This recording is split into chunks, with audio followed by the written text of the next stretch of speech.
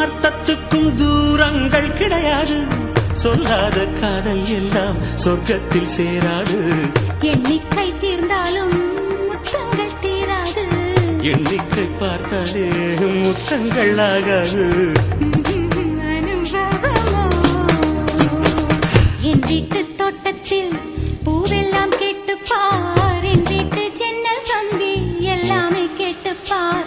என் வீட்டு தென்னங்கீற்றை இப்போதே கேட்டுப்பார். என் நெஞ்சை சொல்லுமே.